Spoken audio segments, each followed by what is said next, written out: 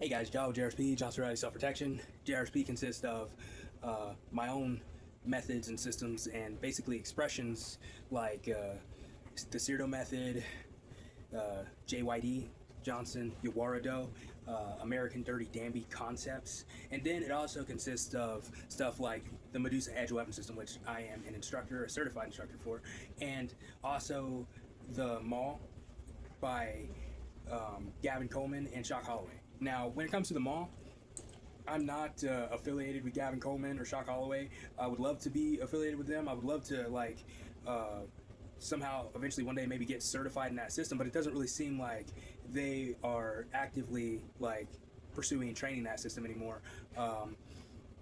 But they put out a book about the system, and I read that book regularly. I have it on two different platforms. I have it on Kindle and Audible, and I read the book visually, and I also listen to it on Audible, and I listen to it like at least 3 times a week, because I'll sit here and I'll tell you, if I'm not reading the Medusa manuals, or I'm not reading what I wrote down myself about JYD or Cyrdo or American Dirty Danby concepts, because those are systems that are wrote out as well, that could have their own manuals. Maybe I need to make books about the Cyrdo method and JYD, because they're already wrote out. So I could probably do that, but that's a story for another day. But when I'm not focusing on reading that stuff, I'm always reading them all. I read them all regularly, because it's always good to be downloading yourself with good information. Okay, there's so much bad information out there. Like here on YouTube, there's so many there's so-called self-defense gurus here and there who do not know what they're talking about. And the thing is, it's ridiculous, because I actually spent the money and time to pursue this, to go to these places. In a lot of cases, I did the 10-week Cobra Self-Defense Academy and stuff like that. I pursued martial art. I did 5 months of judo and 7 months of standard kickboxing. I did a whole year of that's not even, I don't even like to really talk about this, because it's not what's the word I'm looking for, it's not I would say, I guess, legitimate. I did a whole year training with a guy in what he called an M3CP. It's really MCCC P or something like that. It was a precursor to the Marine Corps martial arts program, which is MCMAP. It was the direct precursor. It's what they went from line to M3C, M whatever. They went from line to this, then they evolved that into MCMAP. Okay, and M3CP is basically MCMAP without all the martial arts philosophy and jargon. Okay, and so I did a year training with a guy who was a instructor for that back when he was in the Marines, and he's an older guy, but he wanted to train. He used to come to the YMCA that I worked at, and all they had going was Ronagoji karate, which is a good karate, but it's all they have in the small town that I grew up in, Hardy County. It's and it's been going strong, but it was what it was, and I have nothing bad to say about it. It's still going today, and I may go back. I like everybody there. I had no problems at that time. I just couldn't focus on it. I had other things going on in my life, and I just felt it wasn't for me at that time. But I talked to a guy the other day, and he said, "Oh yeah, they're still doing it. You should come back." So I don't know. I don't know if I'll go back. It may be something that I want to get my son involved in or something. But my son's always my son's 4 years old. Never I do JYD on him lightly. Okay, he's got his own handlers and stuff. I try not to hurt him. This kid's gonna be a monster, okay, because he's my son, and I've been doing all this stuff with him or whatever. But I've never did jujitsu with him. I'm not the biggest fan of jiu-jitsu. I do Yawarado, okay? Yawara basically was another version, another variant of jujutsu, and it wasn't as popular. There was a bunch of different versions of jujutsu back in the day, until Jigoro Kano came in and basically brought them all under one banner, which was judo, okay? And so, yeah, but Yawara Jutsu focused on the Yawara stick. There's really not a lot of stuff that you can go back and find. It's few and far between, and it's hard to find anybody who actually teaches Yawara Jutsu or Yawara Jitsu, and a lot of times when you're looking for it, like you could tell that it's complete bullshit. So, but the Yawara stick is not bullshit. Okay, a Yawara stick, I know this for a fact, and people have crapped on like palm sticks, and what gives palm sticks a bad name a lot of times is the Kubotan and self-defense keychains. Trying to make a Yawara stick into a keychain. That's what like lost palm sticks their respect, basically. Takayuki Kubota's like 110% responsible for that, but I have nothing but respect for Takayuki Kubota. But you know, the Kubotan, it just gave people, it wasn't what Takayuki Kubota intended like to happen. I mean, he never intended that, but what happened was it gave people the mentality of, oh, I don't have to train. I don't have to train because I have a Kubotan. I have this on my keys.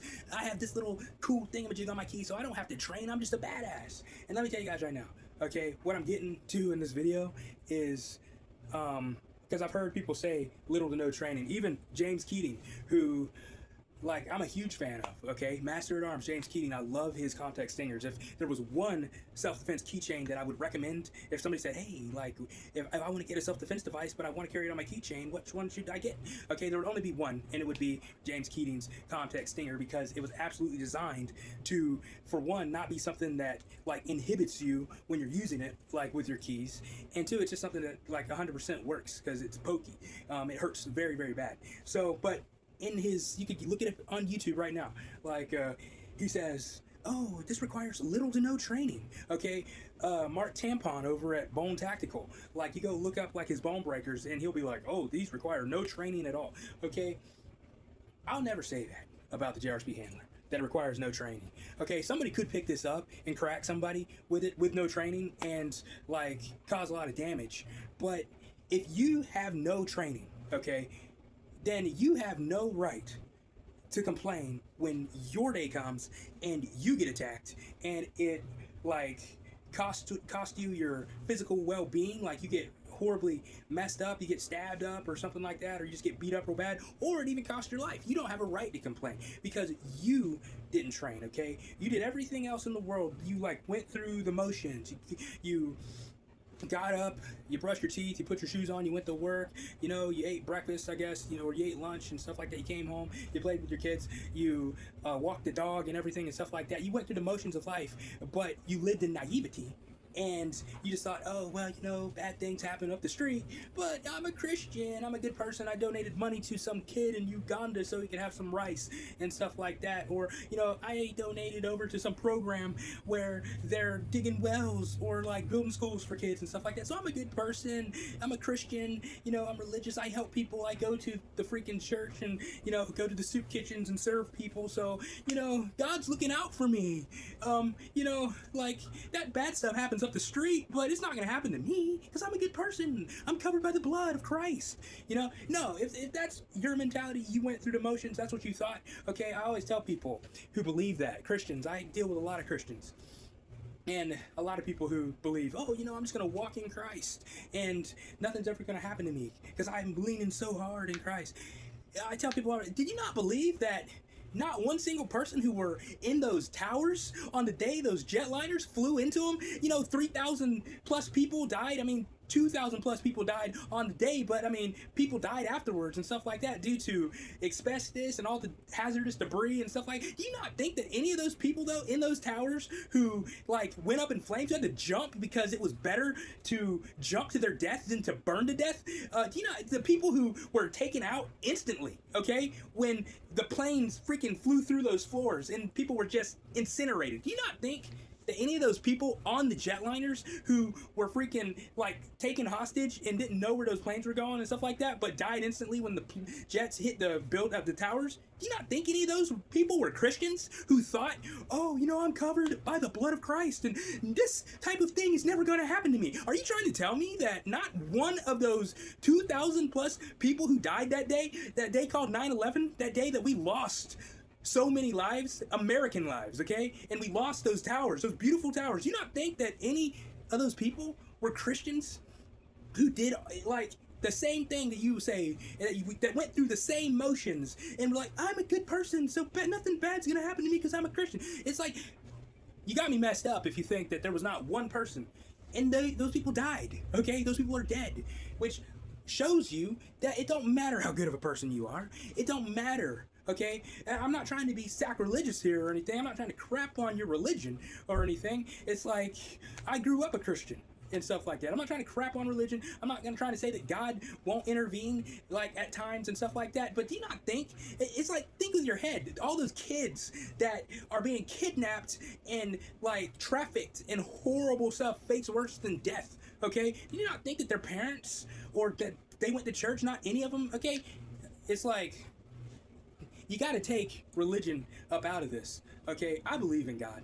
I believe that he can intervene. I've seen his power. I have been in a situation, in many situations actually, where I actually got to witness God's power. I've witnessed miracles. And we're not going to get into that because this isn't a religious channel, okay? But understand that I've seen things that a lot of people haven't, okay?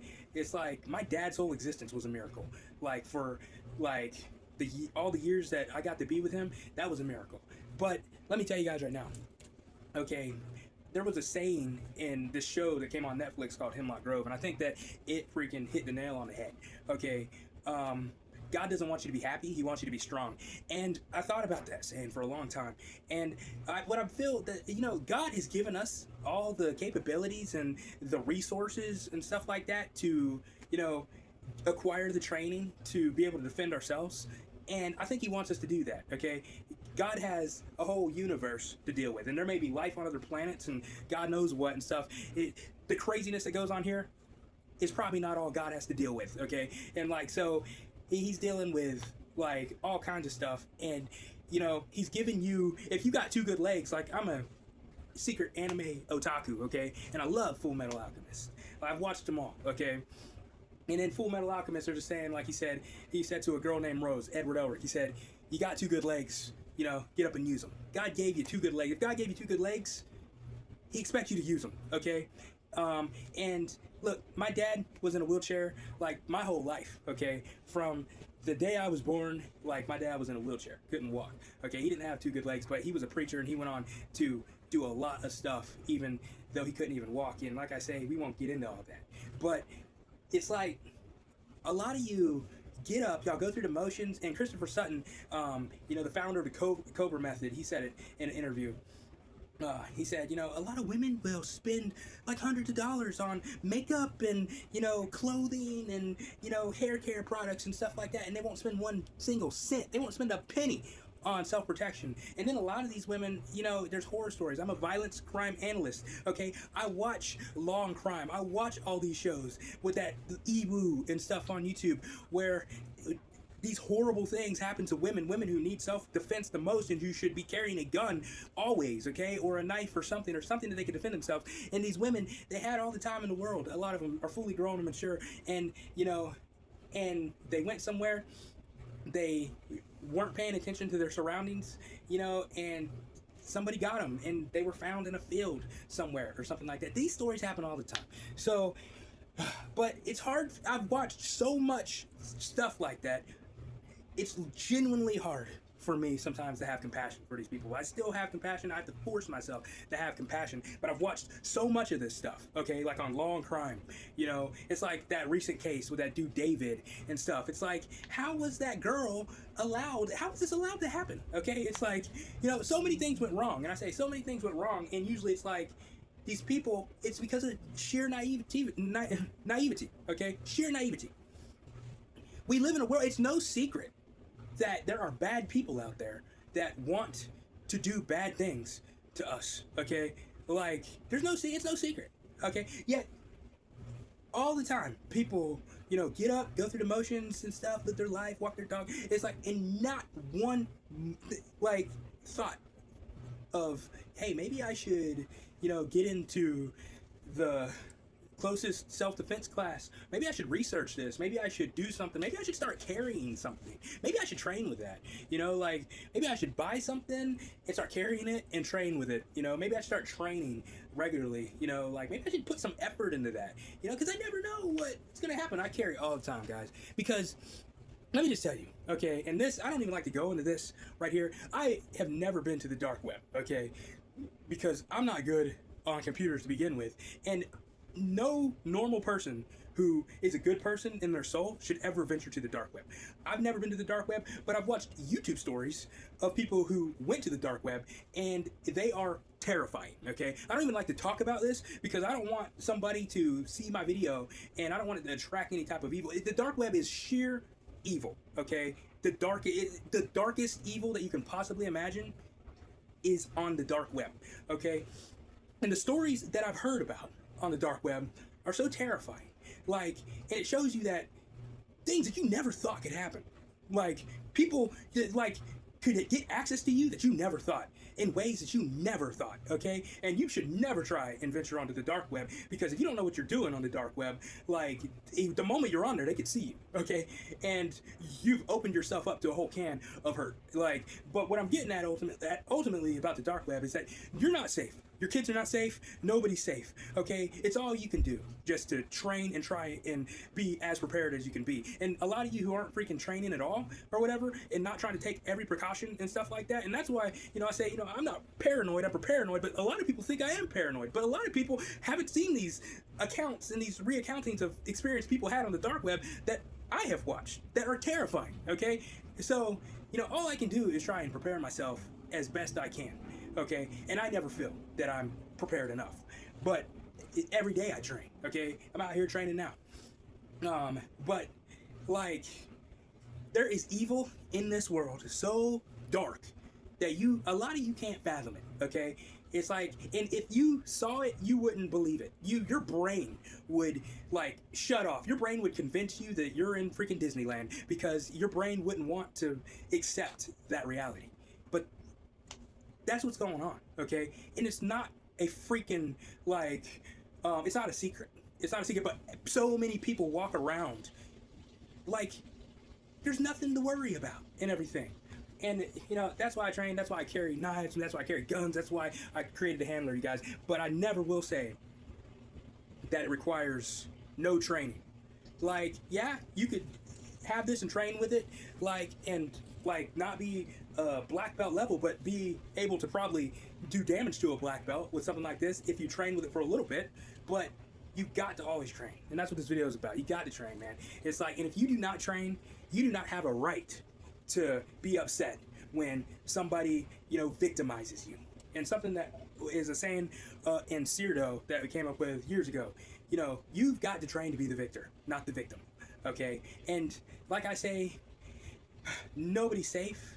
And it's hard enough just to try and keep your family safe, okay? Like, I see stuff all the time. We have something, I created a expression, all these Cyrdo, Johnson, Yawardo, Jakindo, all these things are they're just expressions. These things are not martial arts. I'm not creating new martial arts. This is like Jeet Kune Do, okay? Jeet Kune Do was just Bruce Lee's expression of how he thought things should be, of how he did things. That's all Cyrdo, Jakindo, and Johnson Yawardo is. If anything, they're what I would call a martial concept, okay? But something that I created this thing called Jakindo, which stands for the merciless way. I was at a dark time in my life, but like I came to the realization, like at one point, because I was in a violent situation, and I came to the realization that you cannot have sympathy for the other guy, the guy who's trying to hurt you, like out on the streets in the wild where there's no referee. You cannot have any sympathy for him. If you're in that situation, you got to hurt him. You got to be merciless, and that's how I came up with Jakindo. But the point is something, and that's written down. That's all written down too somewhere. But in that, we had a thing like where we put ourselves into the shoes of the bad guy, and it's like we'd go out and you just drive around and like you're the bad guy, scouting stuff out, like seeing, like looking for soft targets. That'll scare you. That'll scare you to death. Like, but in Jakindo, you have to like embrace evil to be able to fight evil. Basically, you have to know evil. You have to get well acquainted with the evil so you know how to combat it, and that's what we do. And that's something my Medusa Edge Weapon instructor Brian Kanata, he don't know about Jakindo, but he told me like in my training that I should visualize like somebody try like the best day, and then somebody like coming in and basically like killing your family or something like that. And he didn't put it in that words or whatever, but I mean, think about like they say October 7th. There was a story about October 7th in Israel. I don't know if it's true, but I use this for visualization, where these people went into those kibbutz, these like Islamic terrorists went into kibbutz, like they found this family, this husband and wife who had a baby. They horribly they tied up the man, and they horribly assaulted the wife, and they like gouged out one of his eyes so he couldn't look away from while they were just brutally assaulting his wife. Okay, and after they brutally assaulted his wife, cut her up and stuff like that, they didn't kill her though. They brutally assaulted his wife. They brutalized him. Then they put that baby into the oven. Okay, and I'm not going to go any further than that, but that's what, like, according to Israel, they're saying that happened. That actually happened. They're saying, like, and so in my visualization training, I put myself into that family's shoes right there. I imagine that I'm that husband tied up and that I failed. Okay, because like, for me, I should have had weapons all over the house, and I have weapons all over the house because of that visualization right there. I have weapons all over the house. I don't care if they kill me or whatever. I'm gonna kill as many of them. They're not just gonna. I don't understand Israel. Okay, it's like they know that they have the enemy at the door all the time, yet they're just like over there kumbaya. Why wasn't the IDF like defending those kibbutz or guarding them 24/7? Which makes me think that Benjamin Netanyahu left the door open for that to happen October 7th, because Israel brags about their Iron Dome and all their sensors on the fence and stuff. Yeah, this was allowed to happen, but that's neither here nor there. I don't want to make this about anti-Israel or anything, but I put myself in those shoes. That's how I visualize, like, that was my child that they put in the oven. Okay, and like, yeah, do that right there. Visualize something horrible. Visualize that right there. And then maybe you'll get off your butts and start training. But hey, you guys, this video's gone real long. If you're interested in the JRSP handler, go to the JRSP Instagram page and hit us up about that. But you guys always remember the world's a big place, and all of the dangers are very real. And it's always better to be paranoid and alive than complacent and dead. And of course, I don't consider myself to be paranoid. I consider myself to be paranoid. It's like the majority of you are going to live your whole lives without ever having to face any type of situation that's worth your life or your freedoms. But if you are in that situation, you got to do what you got to do. Always remember, though, at the end of the day, it's always better just to walk away. You guys, take it easy.